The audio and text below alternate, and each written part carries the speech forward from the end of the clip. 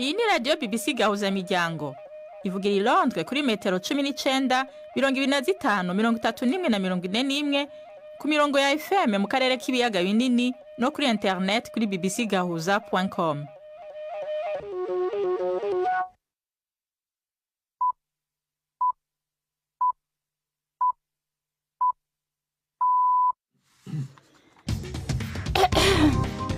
Ubu ni saa 10 n'igice ku isaha mpuzamakungu ya GMT, isaha 12 n'igice mu Rwanda no mu Burundi. Muri kumwe na Nina Iradukunda. Ndabahaye mwiriwe bakunzi ba BBC gahuza miryango. Izi ni ingingo z'amakuru yo kuri wa gatatu itariki 22 z'ukwa mbere mu 2025. Nyuma y'umwaka umwe igihugu ca Cameroon kibaye ica mbere mu gushira urucanco rwa malaria mu mugambi usanzwe wo gucandaga, ibindi bihugu 16 byo muri Afrika ubu navyo vyarabitanguje. Mu Burundi amezi 6 araheze hateye ikiza c'ingwara ya Mpox, kandi ngo nubu iracarangwa mu gihugu aho imaze guhitana umuntu umwe mu barenga 3,000 bamaze kuyandura. Mu Burundi nyene abatwa mu turere bo mu burere bumwe baratanguye kwijukira uburimye n'ubworozi nkuko bisanzwe bikorwa n'indi migwi y'abanyagihugu.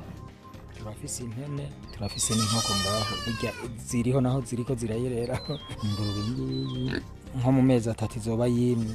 Tumaze kuronka ibibuguru turashobora kuvuga ati bo ibibuguru bimwe duce tuvyubakira urundi ruhongore rwagutse aha, ibindi navyo duce tuvyikorako mu buryo bwo kugura imbuto. Tubafitiye n'ikiganiro c'abagore, aya makuru ahagarariwe na Jacques Niyitegeka.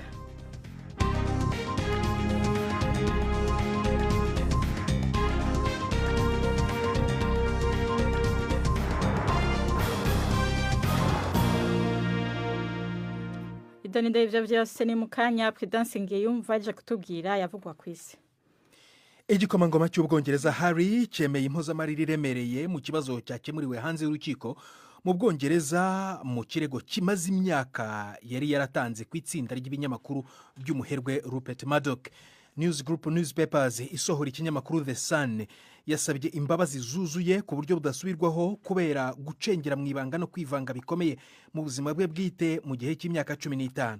Nticyatangaje ingano y'amafaranga kizishyura, ariko cyanasabye imbabazi kubera kwivanga mu buzima bwite bwa nyina igikomangomakazi Diana. Prince Harry yasobanuye ubu bwumvikane nk'intsinzi ikomeye. Umunyamategeko we yasabye ko polisi ikora iperereza muri iki kirego ku bijyanye n'iki kigo cy'icapiro.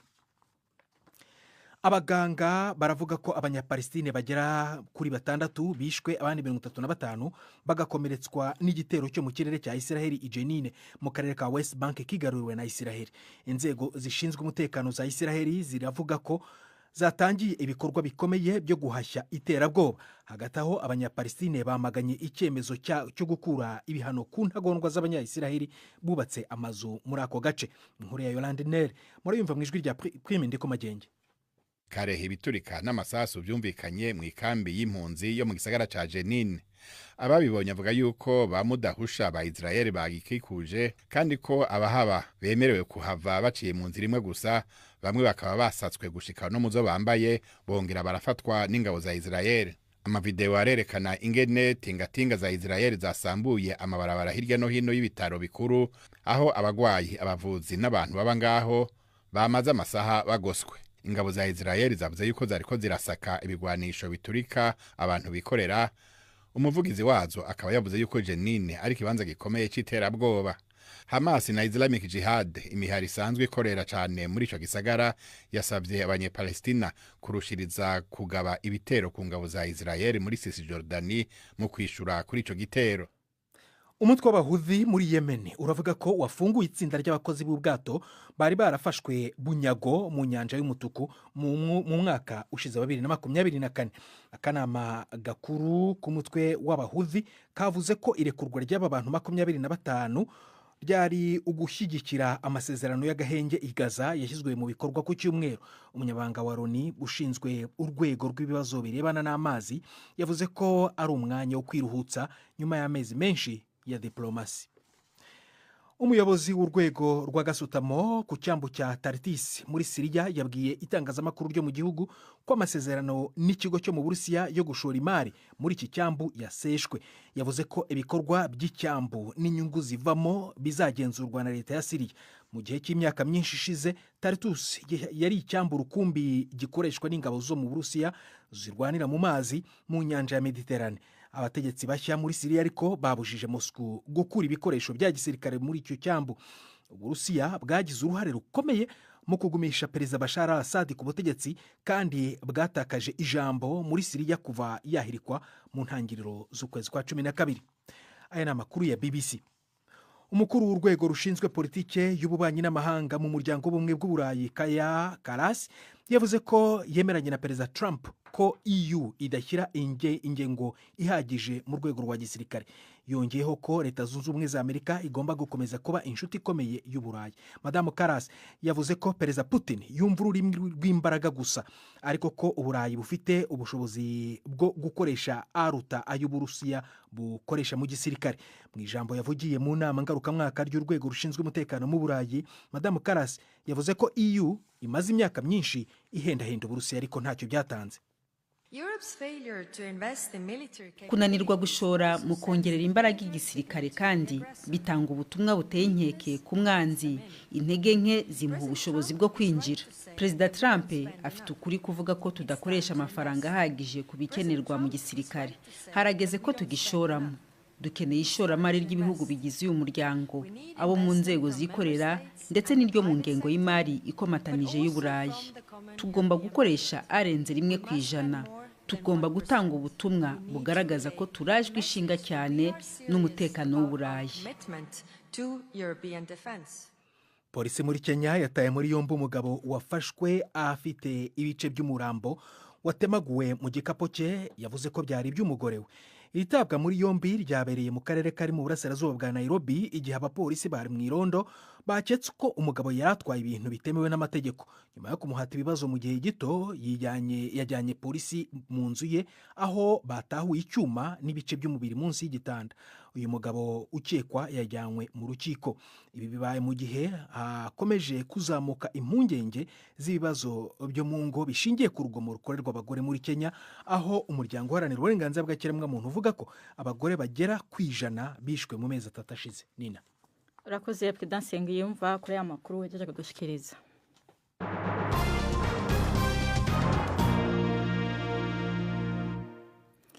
Idonido rya makuru tuyahere muri Afrika. Inyuma y'umwaka umwe igihugu ca Cameroon kibaye cambere mu gushira urucanco rwa malaria mu migambi isanzwe yo gucandaga, ibindi bihugu 16 byo muri Afrika ubu navyo nyene byarabitanguje. Abahinga mu bumenyi bo mu Bwongereza bariko barakora urundi rucanco rwa malaria gwitwa RH5.1 Matrix M mu ntumbero yuko gojana n'izindi canco zisanzweho kugira ngo umuntu ashoboye kuyikingira neza iyo ngwara. Ni inkuru ya Dorcas Wangira mushikirizwa na Yvette Kabatesi. Hafi buri munota umwana umwe yicwa na malaria ku isi. Ishami rya Loni ryita ku buzima OMS rivuga ko gutangiza urukingo rwa malaria mu bihugu 17 byo muri Afrika byagabanije 13% by'abana bicwa n'iyo ndwara mu mwaka ushize. Abasaba gutangiza izo nkingo ebyiri za malaria arizo RTSS Mosquirix na R21 Matrix M baracyari benshi. Ibindi bihugu 8 bya Afrika birimo Uganda, Ethiopia, Guinea, Mali n'u Burundi nabyo bishobora gutangira kuzikoresha muri gahunda yabyo yikingira uyu mwaka. Hagati aho ibizamini bya mbere kuri urwo rukingo rushya rwa malaria rwakozwe na kaminuza ya Oxford biratanga icyizere.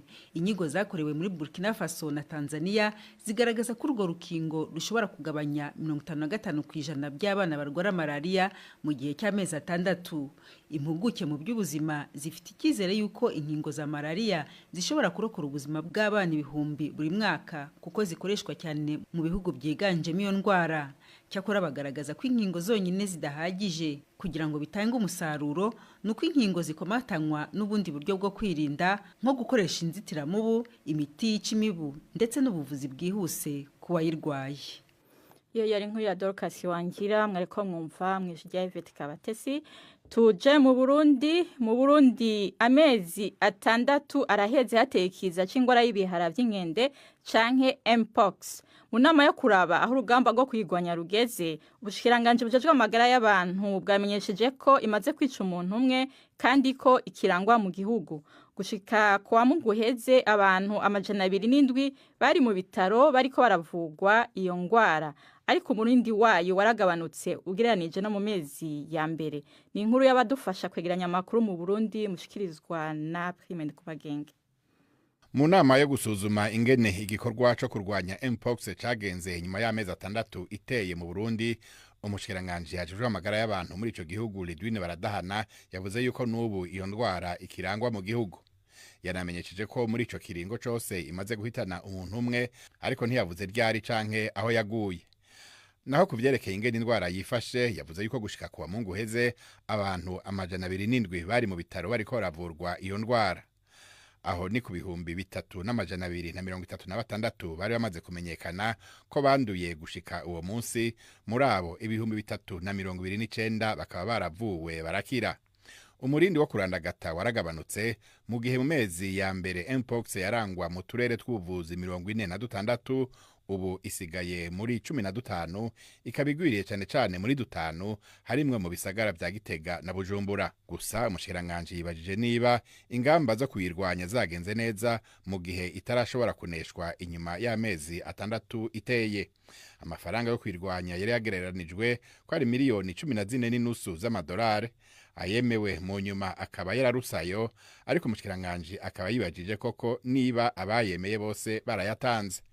Nta nyishu yatanze canke igitigiri cyamaze kuboneka, ariko muri rusangi yashimye kwigoro tw'amakungu muri urwo rugamba. Inama y'Igitega niyo kuraba rero ko urugamba rwo kurwanya mpox rwatanze icigwa cyo kumenya kwitegurira neza kurwanya ikindi kiza cyo kwaduka. Aho userukira ishami rya ONU riraba amagara ku isi yagabishije abajejwe amagara y'abantu mu Burundi ko boba bararondera uburyo bwo kwirinda no kurwanya Marburg, indwara iterwa n'umugera wegeranye na Ebola. Muri iyi ndwi nyene byatangajwe ko hari uwayanduye mu ntara ya Kagera yo muri Tanzania ihana urubibe n'u Burundi. Urakoze Prime Kubagenge. Ubu ni saa 10:41 muri studio za BBC London. Ni saa 12:41 mu Rwanda no mu Burundi. Aya makuru murayumva no kuri radio Humuriza FM mu Burundi, kuri Kisoro FM mu manuko bwa Uganda. Burana yakurikira ku rubuga rwacu rwa internet ariko bbcnewsgahuza.com no kuri Facebook live. Amakuru yacu arabandanya inyuma y'akaruhuko gato.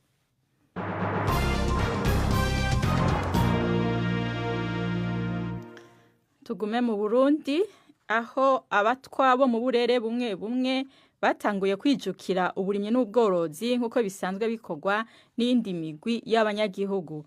No munsi BBC gahuza miryango irabashikana ku mutumba Rukoba yo muri zone commune no mu ntara ya Gitega, aho bamwe mu batwa bahaba bamaze gutahura akamaro ko kurima, mbere bakaba bafise n'imirima itari mito.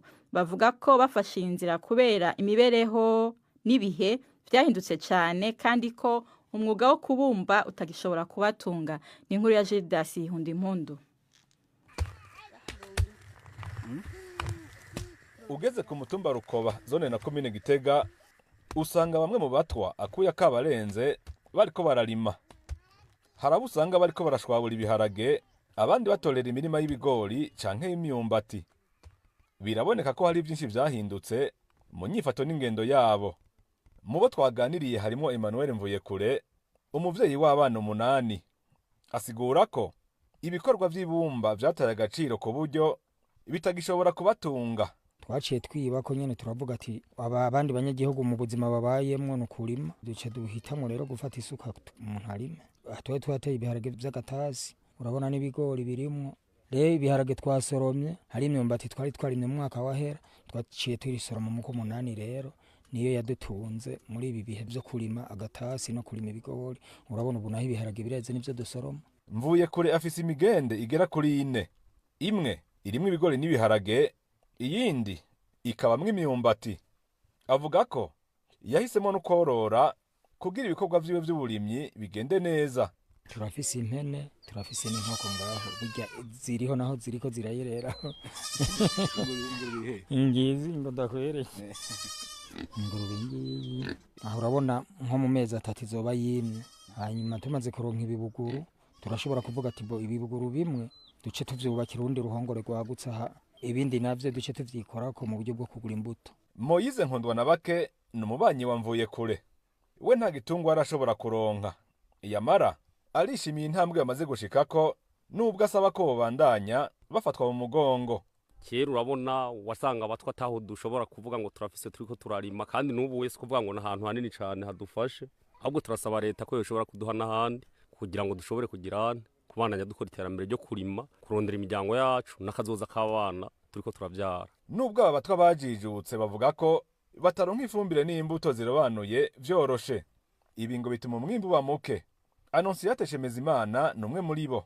Ibibazo duhura kubera dufise dutungwa duke duterera mu mase y'ikirundi ariko make ntitwuronka nyongerereza imwe bita ngo yire canke angere kugira twongereze ikigora aho kimeze kiduge kivyibushe kigira ubuzima. Imwe mu ngorane zikomeye zihanze abatwa birimizi bo ku mutumba Rukoba imirima yabo y'ibigori igeramiwe n'impongwa. Basaba inzego z'igihugu kubafasha guhangana n'utwo dukoko. André Niyongere ajejwe uburimyi muri komine Gitega avuga ko iyo ngorane bayizi. Yabwiye BBC Gahuza Miryango ko bariko bigisha abanyagihugu ubuhinga bwo kunoba izo mpongwa bakoresheje amaboko. Kubo bizonanirana ngo bazoheza bakoresha imiti yo gupompa. Nk'umuti bita Dudufenos niwo twavuga ko ku isoko igiciro giciriritse kuko mililitiro 100 zija zikora hafi ihegitari burako dukeya. Izo mililitiro 100 usanga zigugwa igiciro kiri hasi kiri musi y'ibihumbi 10. Bwacu sa tubahimiriza rero yuko 5 6 bashobora kuja hamwe bagateranira uwo muti ku bihumbi 200 hama bagashobora kuvura imirima yabo. Abajejwe intwaro mu ntara ya Gitega bavuga ko iri hinduka ry'abatwa bo ku mutumba wa Rukoba likwiye kubera karorero bagenzi babo bo mu yindi mihingo y'igihugu. Gildas Yihundimpundu, Igitega. Urakoze Gildas Yihundimpundu. Ubu n'umwanya w'ikiganiro c'inkino mushikirizwa na Yves Bucyana. Imikino kuri BBC Gahuza Miryango. Mwireho neza avugwa cyane mu mikino na yerekeranye n'igikombe cya Champions League ku mugabane w'Uburayi. Liverpool na Barcelona zabaye ikipe za mbere zabonye itike ya kimwe cya 16. Liverpool yatsinze ikipe ya Lille yo mu Fransa ibitego 2-1 ku kibuga cya Anfield. Liverpool imaze gutsinda imikino yayo yose mu mikino ya Champions League imaze gukinwa mu gihe hasigaye gukinwa umukino umwe. Barcelona yo yatsindiye Benfica Lisbonne ku kibuga cyayo ibitego 5-4 nayo yamaze kwizera kwinjira muri kimwe cya 16. Ni mu gihe ikipe ya Aston Villa ikizere yari ifite cyo kurangiza mu makipe 8 ya mbere cyatangiye kuyoyoka nyuma yo gukubitwa na Monaco igitego 1-0 gusa. Aston Villa byanze bikunze izakina imikino ya playoff nk'amahirwe ya nyuma yo kuba yabona itike ya kimwe cya 16. Uyu munsi mwijoro harakinwa indi mikino myinshi irimo andi makipe abiri yo mu Bwongereza. Arsenal irakira Dinamo Zagreb igomba gutsinda kugira ngo yizere kuzajya muri kimwe cya 16 itanyuze mu majonjora ya playoff. Hari kandi Manchester City yo iri bwakirwe na Paris Saint-Germain ku kibuga cya Parc des Princes i Paris. Irasabwa gutsinda uyu mukino kugira ngo byibuze izashobore gukina imikino y'amajonjora ya playoff. Bitabaye ibyo iri mu makipe afite akaga ko gusezererwa hakiri kare mu mikino y'igikombe cya Champions League yatwaye muri 2023. Nkiri ku mikino ya Champions League, rutahizamu wa Liverpool Mohamed Salah yaraye atsinze igitego cye cya 50 mu marushanwa y'Uburayi kikaba icya 44 mu mikino ya Champions League. Ikindi wamenya kuri iyi mikino nuko ikipe ya Borussia Dortmund yo mu gihugu cy'Ubudage yamaze kwirukana uwari umutoza wayo Nuri Sahin nyuma yo gukubitwa ibitego 2-1 na Bologna yo mu gihugu cy'Ubutaliyani. iyi kipe yatsinzwe imikino 4 ikurikiranye mu marushanwa yose kuva muri uku kwezi kwa mbere. Gutsindwa na Bologna ku munsi w'ejo ni ku nshuro yabo ya gatatu batsinzwe muri Champions League. Soreze mu ikipe ya Manchester United avugwayo nuko rutahizamu wabo Marcus Rashford yagaragaye mu myitozo y'ikipe nkuru bwa mbere. Hari hashize igihe uyu mukinnyi atagaragara mu myitozo ndetse no mu mikino y'iyi kipe. Byongera inkuru zavugaga ko ashaka kuyivamo akerekeza ahandi, gusa amakuru ava mu bantu ba hafi ba Rashford avuga ko we umutima we 100% ukiri mu ikipe ya Manchester United, kandi ngo akaba nta kibazo afitanye n'umutoza Ruben Amorim. Ayo niyo y'imikino nabahitiye mu uyu munsi. Gendi Yves Bucyana. urakoze Yves Bucyana, tubahonje kuri Runana Gwejo.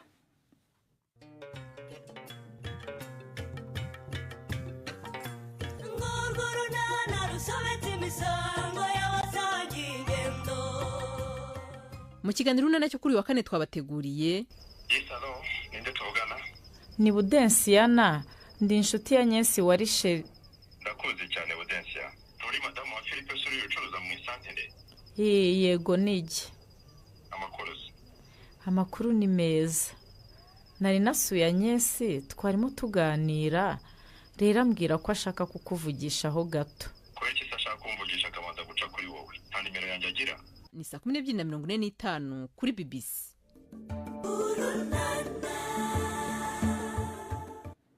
Naho ni ikiganiro c'abagore mushikirizwa na Yvette Kabatesi, akaba ari ikiganiro tubasubiriramo.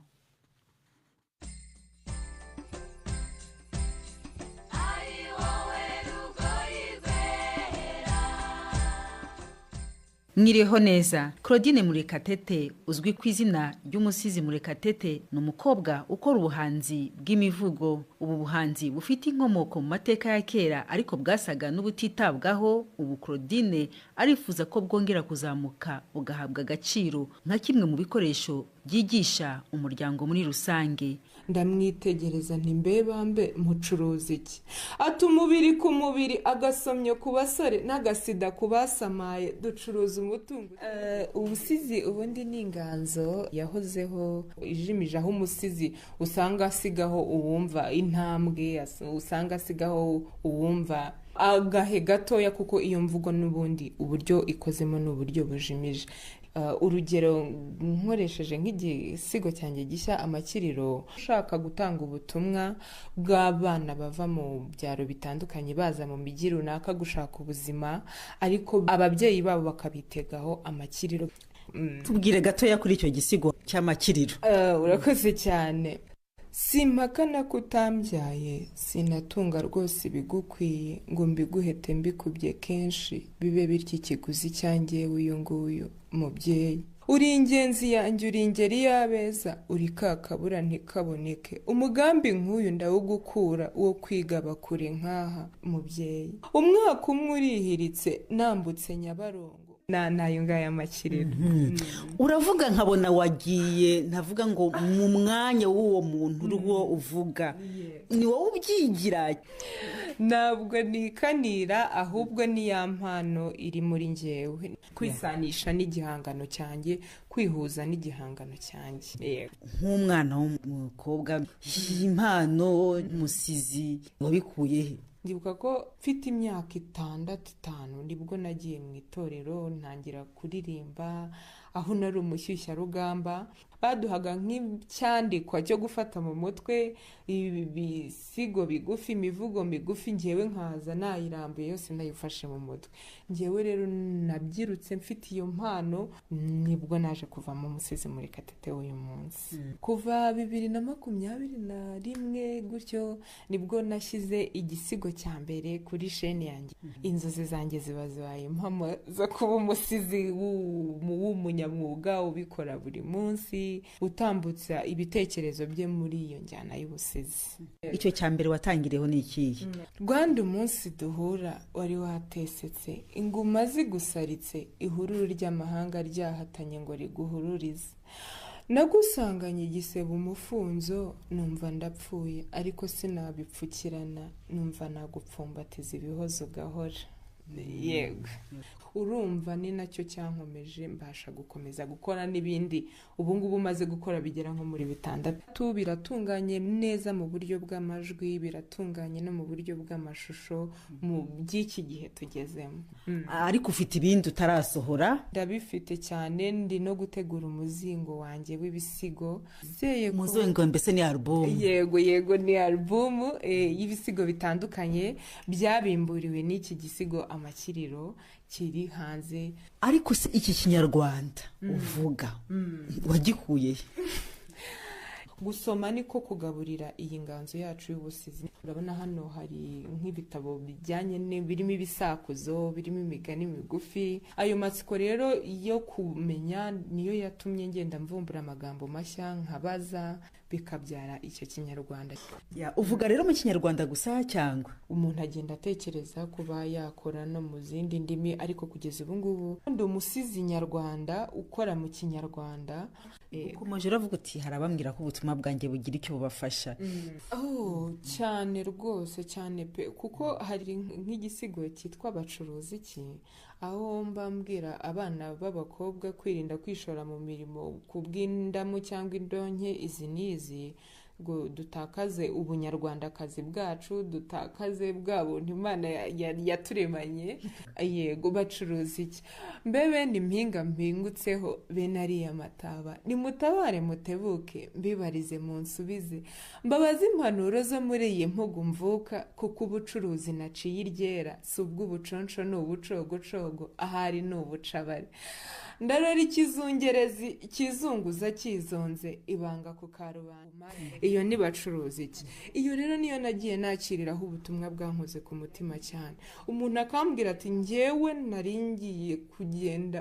kwicuruza iri joro ariko namaze kumva iki gihangano cyawe ndabireka urubyiruko rugenzi rwanjye rwo nshimishwa cyane njyewe nuko bakunda ubutumwa buri mu bihangano rero hari inzitizi waba uhura nayo cyane cyane nk'umukobwa ko uruganda rwacu rw'ubusizi bisa nkaho ari twe turi kuruzahura bisa nkaho ari twe turi kurwubaka bundi bushya kubona ubushobozi bwo gukora igihangano uko umuntu abyifuza ubitunganya muri bwa buryo bw'amajwi n'amashusho kugeza uyu munsi njye nicyo kintu cyonyine kingora yari umusizi Murekatete cyangwa se Claudine Murekatete mu mazina ye bwite turamushimiye rero naho ubutaha muramuke neza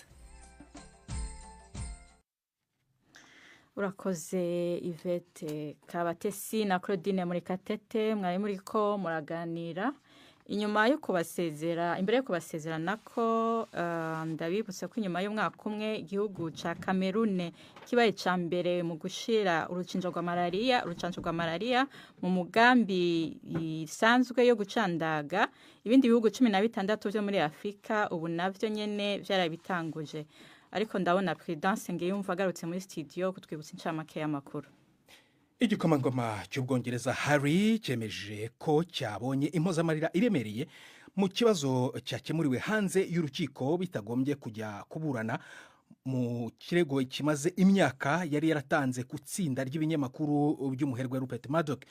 News Group Newspapers isohora ikinyamakuru The Sun yasabye imbabazi zuzuye ku buryo budasubirwaho kubera gucengera mu ibanga no kwivanga bikomeye mu buzima bwite bwe mu gihe cy'imyaka 15 ariko ingano y'amafaranga yatanzwe ntabwo yashyizwe ahagaragara. News Group ikaba yanasabye imbabazi kandi kubera kwivanga mu buzima bwite bwa nyina igikomangomakazi Diana. Naho abaganga baravuga ko abanyapalestine bagera kuri 6 bishwe abandi 35 bagakomeretswa n'igitero cyo mu kirere cya Israeli Jenin mu karere ka West Bank kigaruriwe na Israeli. Umutwe w'abahuthi muri Yemen uravuga ko wafunguye itsinda ry'abakozi b'ubwato bari bafashwe bunyago mu nyanja y'umutuku mu mwaka ushize. Akanama gakuru k'umutwe w'abahuthi kavuze ko irekurwa ry'aba bantu 25 ryari ugushyigikira amasezerano y'agahenge i Gaza yashyizwe mu bikorwa kuva ku cyumweru gishize. Nina urakoze Pedasenge yumva amakuru yacu y'uno munsi agarukiye ngaha mwashikirijwe na Nina Iradukunda yarahagarariwe na Jacques Nitegeka mu buhinga bw'ivyuma twafashijwe na Chris mwakoze kututega yompi mu gijiro giza mwese murakoze